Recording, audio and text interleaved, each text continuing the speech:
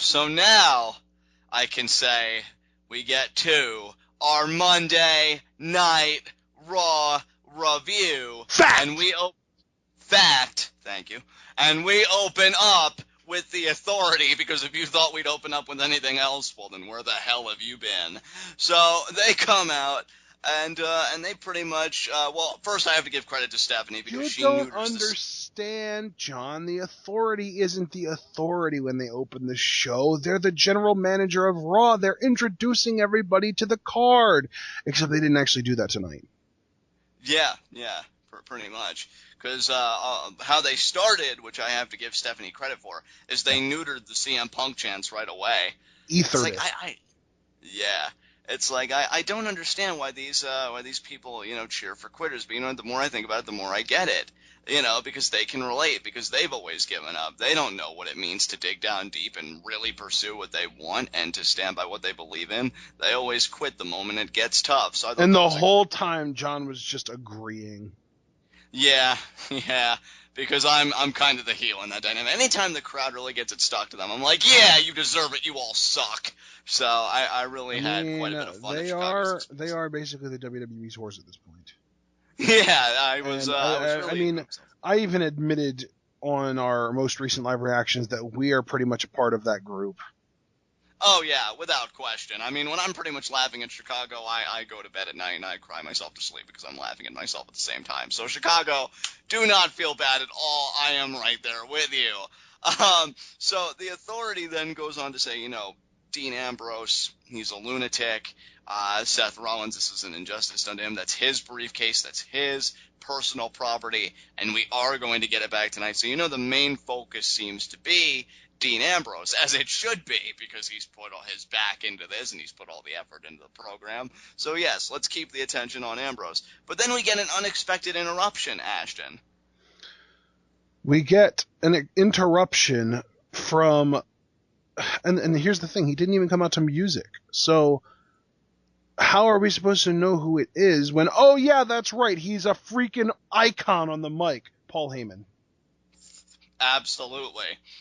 Comes out and, says, my client, Brock Lesnar, was expecting, a fair championship match, and champions, he was closing in on a successful defense until your boy, your representative, Seth Rollins, came in and, ruined everything and attacked John Cena. And then, and Paul said, I can't believe I'm saying this, after he curb stomped my client, Brock Lesnar, actually was going to cash in on Brock Lesnar. So the central theme here of Heyman's promo, he pretty much cuts right to and asks the Authority, I need to know, on behalf of Brock Lesnar, that's why he sent me out here, does Brock Lesnar, is he going to have a problem with Seth Rollins? And maybe more so I should be asking, is Brock Lesnar going to have a problem with the Authority? And then Stephanie cuts him off, says, Paul, I always thought you were a wise businessman. I think you'd know better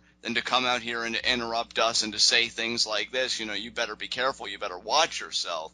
And it seems like she's going to levy more threats against Heyman when Plan B Seth Rollins comes out. And Seth actually has, and the crowd actually does give Seth a nice initial pop, to which I loved Ashton's reaction. He thought that they confused him for Ambrose, and he was excited to see what kind of pop Ambrose would get, as I'm sure we all were. And then he didn't end up getting one because his music didn't hit. He just started talking, and the crowd took so long to realize that it was him that they, it was like a drawn-out reaction, and it wasn't one big pop. Yeah, it was fumbled, to say the least. That was one of the reasons that I said about how earlier I felt like it was kind of a weaker crowd than usual in Chicago. Right. Seth comes out, he thanks everybody, for going to bat to him, mainly, of course, the Authority. Then he looks to Heyman and says, Paul, I didn't mean any disrespect. I thought you of all people would understand where I was coming from because you're an opportunist. You're a man of opportunity. I was merely making my opportunity, taking it, if I'm going to be the next WWE World Heavyweight Champion, I want to do it beating the best. Poor choice of words by Seth because then a big CM Punk chant broke out. But then once that quelled down, Seth resumed, and I think we can all agree that nobody wanted to see Cena being champion again. Thank you, Seth, Yeah, for saying what we were all thinking. absolutely. Well, and also the face that he made when that CM Punk chant started after he said the best was just like, oh crap, I walked right into that one, didn't I? Yeah, that was like an emotive facepalm. Pretty much. Yeah, good way of putting it. So, then he just says, Paul, I hope you could understand. No hard feelings. He puts his hand out. And I do love at one point, as Seth Rollins is singing Brock Lesnar's praises, Paul Heyman just kind of nods his head at one point. The camera looks over and he's like, yes, go on.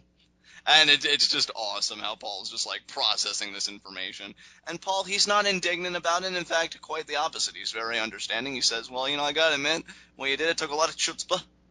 But, if you do it again, you won't be answering to Paul Heyman. You will be answering to Brock Lesnar, which does kind of leave the question for me. Now, I doubt it will, to be fair. But I think it's only natural to pose the question, are we going to see more interactions between Seth Rollins and Brock Lesnar in the future? I mean, he does have that briefcase, so one has to wonder. Because seeing Brock Lesnar go postal on Seth Rollins, that's quite a sight. So Paul Heyman exits the ring. Now, before I continue, do you have anything you want to say, Ashton, about the whole interaction between Seth and Heyman? Anything said? No.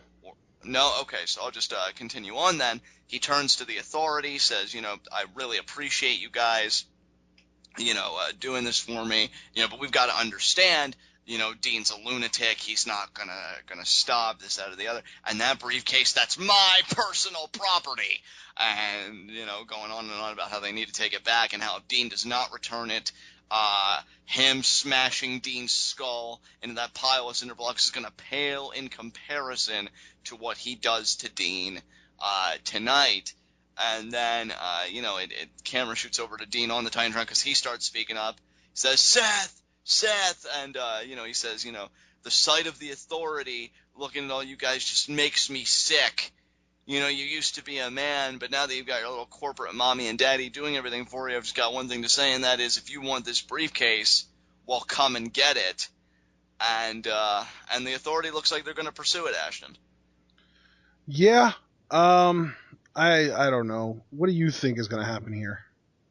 Well, they were about to until Cena tried to get the jump on Rollins and the Authority, but they were able to get out of the way. Cena kind of giving that classic Cena smirk, like, I almost got you. I almost ruined everything you've been building. And then Rollins just kind of smiles back, just that you can't see me, mockingly. Yeah, I know, right? That shit-eating grin. Like, I know what I'm doing here. I have no business here, but I'm going to squat here anyway.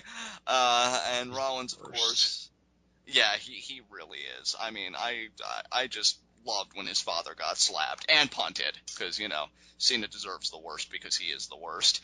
And Rollins shoving it back in Cena's face like, I evaded your attack because I'm a heel and that's what we do. And did the you can't see me mockingly. So even though Nikki Bella doesn't do it, Seth Rollins clearly does.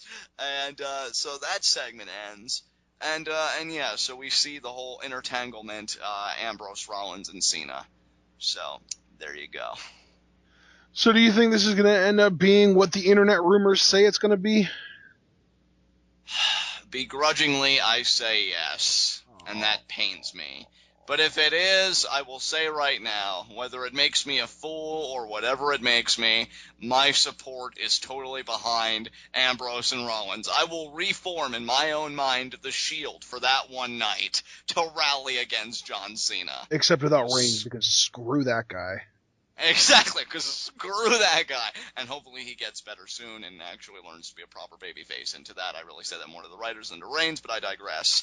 Yeah, Ambrose he should have been the one to turn, not Rollins. Yeah, Ambrose and Rollins need to shut Cena down. So I hope it happens at Hell in a Cell. It's like the big brother, little brother thing. No one should be allowed to pick on Seth but his bro, Dean. I know, right? Like John Cena coming into the picture. John Cena coming into the picture is like when a little brother steals something from his bigger brother, and like the big brother is kind of mad, but he doesn't really take it too seriously. And then a cop shows up, and that's John Cena. And it's like everything just takes a turn for the worse when the Authority, which in this case is actually John Cena, shows up at the scene of the crime. Yeah, pretty much. It's like we were just going to take care of this internally within the family, and you just had to ruin it. you know? And in a way, maybe we almost deserve this, because we were all like, no, don't let Rollins, Ambrose, and Reigns take place inside that cell, and to which WWE evilly chuckled and said, oh, don't worry, we won't. Good God. That was bad. I know, but what they're doing is even worse, so I still win. Anyway.